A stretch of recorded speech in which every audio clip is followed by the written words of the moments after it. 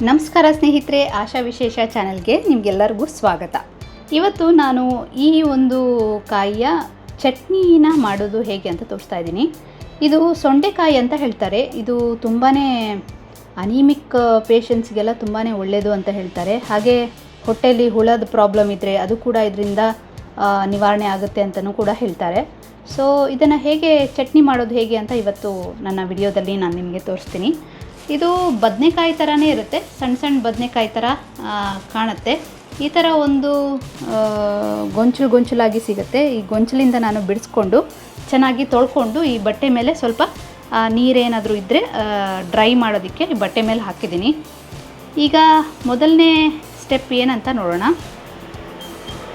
ಮೊದಲಿಗೆ ನಾನು ಸ್ಟವನ್ನು ಆನ್ ಮಾಡಿಕೊಂಡು ಕೊಬ್ಬರಿ ಎಣ್ಣೆನ ಒಂದು 2 ಸ್ಪೂನು 3 ಸ್ಪೂನಷ್ಟು ಹಾಕ್ಕೊಂಡು ಇದನ್ನು ಹುರ್ಕೊಳ್ಬೇಕೀಗ. ನಾನು ಆ ಕಾಯಿ ತೋರಿಸಿದ್ನಲ್ಲ ನಿಮಗೆ, ಆ ಕಾಯಿಗಳನ್ನು ಹುರ್ಕೊಳ್ಬೇಕು.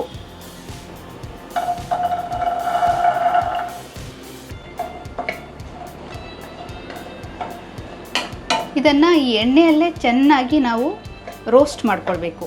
ಯಾಕೆಂದರೆ ಮತ್ತೆ ಇದು ಬೇಯಿಸೋದಿಲ್ಲ ಅಲ್ವಾ, ಮತ್ತು ಇದನ್ನು ನಾವು ಚಟ್ನಿ ರೀತಿ ಮಾಡ್ಕೊಳ್ಳೋದ್ರಿಂದಾಗಿ ಇಲ್ಲೇ ನಾವು ಇದನ್ನು ಚೆನ್ನಾಗಿ ಬೇಯಿಸ್ಕೊಳ್ಳೋಣ.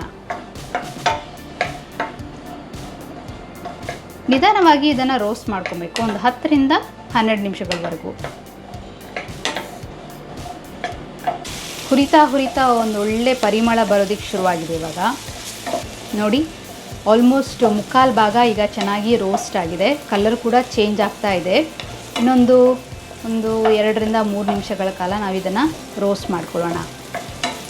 ಯಾಕೆಂದರೆ ನಾವು ಚಟ್ನಿ ಮಾಡ್ತಾ ಇರೋದ್ರಿಂದಾಗಿ ಚೆನ್ನಾಗಿ ಇಲ್ಲೇ ನಾವು ಬೇಯಿಸ್ಕೊಳ್ಬೇಕು. ಮತ್ತು ಸರಿಯಾಗಿ ಬೇಯಲಿಲ್ಲ ಅಂದರೆ ಒಂಥರ ಬಾಯಿಗೆ ಕಚ ಅಂತ ಸಿಗುತ್ತೆ, ಆವಾಗ ತಿನ್ನೋದಕ್ಕೆ ಚೆನ್ನಾಗಿರೋದಿಲ್ಲ. ತುಂಬ ಚೆನ್ನಾಗಿ ರೋಸ್ಟ್ ಮಾಡಿಕೊಂಡಾಗ ಅದು ಒಳಗಡೆ ಸಾಫ್ಟ್ ಆಗಿಬಿಡುತ್ತೆ. ಅಲ್ಲಿವರೆಗೂ ನಾವು ಇದನ್ನು ಚೆನ್ನಾಗಿ ರೋಸ್ಟ್ ಮಾಡ್ಕೋಬೇಕು. ಎಣ್ಣೆ ಇಲ್ಲದೇನೂ ಕೂಡ ಇದನ್ನು ಡ್ರೈ ರೋಸ್ಟ್ ಮಾಡ್ಕೋಬಹುದು. ನಿಮ್ಮ ಹತ್ರ ಏನಾದರೂ ಕಬ್ಬಿಣದ ಕಡಾಯಿ ಏನಾದರೂ ಇದ್ದರೆ ಅದರಲ್ಲಿ ಎಣ್ಣೆ ಹಾಕ್ದಲೇ ಇದನ್ನು ಡ್ರೈ ರೋಸ್ಟ್ ಮಾಡ್ಕೊಳ್ಳಿ. ಗ್ರೀನ್ ಕಲರ್ ಇದ್ದಿದ್ದು ಇವಾಗ ನಿಧಾನವಾಗಿ ವೈಟಿಶ್ ಕಲರ್ಗೆ ಬಂದಿದೆ ನೋಡಿ. ಎಲ್ಲ ಸೊಂಡೆಕಾಯಿಗಳಲ್ಲೂ ಈವನ್ಲಿ ವೈಟಿಶ್ ಕಲರ್ ಬರೋವರೆಗೂ ನಾವು ಇದನ್ನು ಹುರ್ಕೊಳ್ಳೋಣ. ಒಂಥರ ನೋಡೋದಕ್ಕೆ ಬಟಾಣಿ ಥರ ಕಾಣಿಸ್ತಾ ಇದೆ, ಆದರೆ ಇದನ್ನು ಸೇವಿಸೋದ್ರಿಂದ ತುಂಬಾ ಲಾಭಗಳಿರೋದ್ರಿಂದ ಒಂದು ವಾರಕ್ಕೆ ಒಂದ್ಸಲಿನಾದರೂ ಇದನ್ನು ಮಾಡ್ಕೊಂಡು ತಿನ್ನೋದು ತುಂಬಾ ಒಳ್ಳೆಯದು ನೋಡಿ. ಈಗ ಆಲ್ಮೋಸ್ಟ್ ಆಗಿದೆ. ಇದು ಪ್ರೆಸ್ ಮಾಡಿದ್ರೆ ಸ್ಮೂತಾಗಿ ಬರ್ತಾಯಿದೆ ನೋಡಿ. ಈ ಥರ ಸ್ಮೂತ್ ಆಗೋವರೆಗೂ ಇದನ್ನು ಫ್ರೈ ಮಾಡ್ಕೋಬೇಕು. ಸೊ ಇವಾಗ ಸಾಕು, ಇದನ್ನು ಒಲೆಯಿಂದ ಫ್ಲೇಮಿಂದ ತೆಗೆದುಬಿಡ್ತೀನಿ. ಇದಕ್ಕೆ ಸ್ವಲ್ಪ ಮಸಾಲ ಪದಾರ್ಥಗಳನ್ನ ನಾವೀಗ ಇದರಲ್ಲೇ ಡ್ರೈ ರೋಸ್ಟ್ ಮಾಡ್ಕೊಳ್ಳೋಣ. ಇದನ್ನೊಂದು ತಟ್ಟೆಗೆ ತೆಕ್ಕೊಳ್ತೀನಿ ನೋಡಿ. ಈ ರೀತಿ ತಟ್ಟೆಲಿ ತೆಗೆದು ಇದನ್ನು ತಣಿಯೋದಕ್ಕೆ ಇಡ್ತೀನಿ. ಈಗ ಇದಕ್ಕೆ ಮಸಾಲ ಪದಾರ್ಥಗಳನ್ನು ಇದೆ ನೋಡಿ, ಇದರಲ್ಲೇ ಸ್ವಲ್ಪ ಎಣ್ಣೆ ಉಳ್ಕೊಂಡಿದೆ. ಸೊ ಇದಕ್ಕೆ ನಾನು ಆ ಮಸಾಲ ಪದಾರ್ಥಗಳನ್ನು ಹಾಕ್ಕೊಂಡು ಡ್ರೈ ರೋಸ್ಟ್ ಮಾಡ್ಕೊತೀನಿ. ಮೊದಲಿಗೆ ನಾನು ಸ್ವಲ್ಪ ಕರಿಬೇವನ್ನು ಹಾಕ್ಕೊಳ್ತಾ ಇದ್ದೀನಿ. ಇದೆಲ್ಲ ನಿಮಗೆ ರುಚಿಗೆ ತಕ್ಕ ಹಾಗೆ ನೀವು ಕ್ವಾಂಟಿಟಿನ ಹಾಕ್ಕೊಳ್ಬಹುದು. ಕರಿಬೇವು ಹುರಿದಿದ್ದಾಗಿದೆ. ಇದಕ್ಕೆ ನಾನಿವಾಗ ಸ್ವಲ್ಪ ಬೆಳ್ಳುಳ್ಳಿಯನ್ನು ಹಾಕ್ಕೊಳ್ತಾ ಇದ್ದೀನಿ. ಹಾಗೆ ನಾನು ಖಾರಕ್ಕೆ ಈ ಕಾಂದಾರಿ ಹಸಿಮೆಣಸಿನ್ಕಾಯಿ ಬರುತ್ತಲ್ಲ, ಆ ಮೆಣಸಿನ್ಕಾಯಿನ ಹಾಕ್ಕೊಳ್ತಾ ಇದ್ದೀನಿ. ಈ ಕಾಂದಾರಿ ಮೆಣಸಿನ್ಕಾಯಿ ಕೂಡ ಅಷ್ಟೇ ಆರೋಗ್ಯಕ್ಕೆ ತುಂಬ ಲಾಭದಾಯಕವಾದ ಒಂದು ಮೆಣಸಿನ್ಕಾಯಿ. ಇದರ ರೇಟು ತುಂಬ ಜಾಸ್ತಿ ಇರುತ್ತೆ, ಬಟ್ ಆರೋಗ್ಯಕ್ಕೆ ತುಂಬಾ ಒಳ್ಳೆಯದು ಮೆಣಸಿನ್ಕಾಯಿ. ಸ್ವಲ್ಪ ಎಣ್ಣೆಯಲ್ಲಿ ಸಿಡಿಯುತ್ತೆ, ತುಂಬ ಜಾಗ್ರತೆಯಾಗಿ ನಾವು ರೋಸ್ಟ್ ಮಾಡ್ಕೋಬೇಕು. ಎಣ್ಣೆಲೆಲ್ಲ ಸ್ವಲ್ಪ ರೋಸ್ಟ್ ಮಾಡಿದಾಗ ತುಂಬ ದಿನ ಇಡೋದಕ್ಕಾಗುತ್ತೆ ಅಂತ ನಾನು ಎಣ್ಣೆನ ಬಳಸ್ತಾ ಇದ್ದೀನಿ.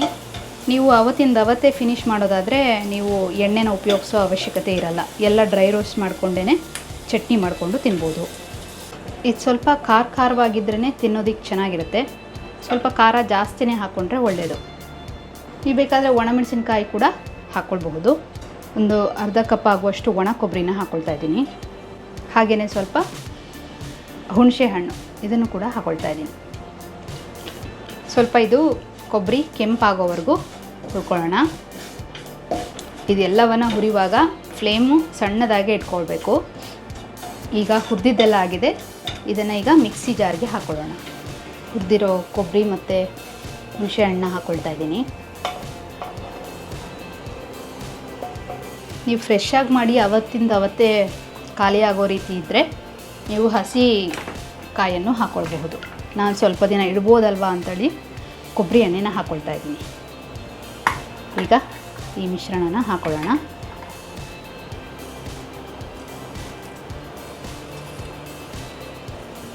ಸ್ವಲ್ಪನೇ ಗ್ರೈಂಡ್ ಮಾಡ್ಕೊಳ್ಳೋಣ.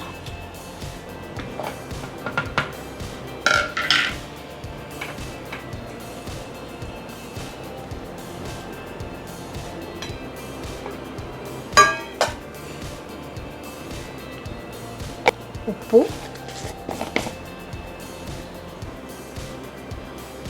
ಮತ್ತು ಸ್ವಲ್ಪ ಇಂಗು.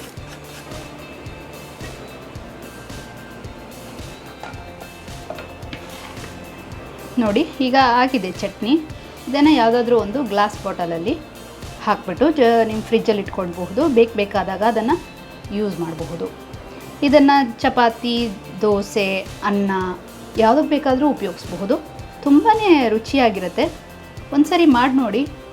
ಮತ್ತು ಇದರಲ್ಲಿ ನಮ್ಮ ಆರೋಗ್ಯದ ಲಾಭಗಳು ಕೂಡ ತುಂಬ ಇದೆಯಲ್ವಾ. ಸೊ ವಾರಕ್ಕೆ ಒಂದು ಸರಿನಾದರೂ ಈ ರೀತಿ ಸೊಂಡೆಕಾಯಿ ಚಟ್ನಿ ಅಥವಾ ಅದರ ಗೊಜ್ಜು ಕೂಡ ಮಾಡ್ತಾರೆ. ಯಾವ ಒಂದು ಫಾರ್ಮಲ್ಲಾದ್ರೂ ನಮ್ಮ ದೇಹಕ್ಕೆ ತೊಗೊಂಡ್ರೆ ಆಯಿತು. ಅದರ ಬೆನಿಫಿಟ್ಸ್ ಎಲ್ಲ ನಮ್ಮ ದೇಹಕ್ಕೆ ಸಿಗುತ್ತೆ. ನೋಡಿದ್ರಲ್ಲ ಸ್ನೇಹಿತರೆ, ಎಷ್ಟು ಸುಲಭವಾಗಿ ನಮ್ಮ ಐರನ್ ಡಿಫಿಷಿಯನ್ಸಿ ಇರ್ಬೋದು, ಅಥವಾ ಯಾವುದು ಹೊಟ್ಟೆ ಹುಳದ ಸಮಸ್ಯೆ ಇರಬಹುದು, ಕಿಡ್ನಿ ಸಮಸ್ಯೆ, ಡಯಾಬಿಟೀಸು, ಮತ್ತು ಜ್ವರ, ಕಫ, ಇದೆಲ್ಲದರಲ್ಲೂ ನಮಗೆ ಇದು ಸಹಾಯ ಮಾಡುತ್ತೆ. ಮತ್ತು ಆಗ್ತಡ ನೀವು ಕೂಡ ತೊಗೊಂಡು ಬನ್ನಿ, ಮಾಡಿ ನೋಡಿ, ಟೇಸ್ಟ್ ಹೇಗಿತ್ತು ಅಂತ ತಿಳಿಸಿ. ಇಂದಿನ ವಿಡಿಯೋನ ಇಲ್ಲಿಗೆ ಮುಕ್ತಾಯ ಮಾಡ್ತಾ ಇದ್ದೀನಿ.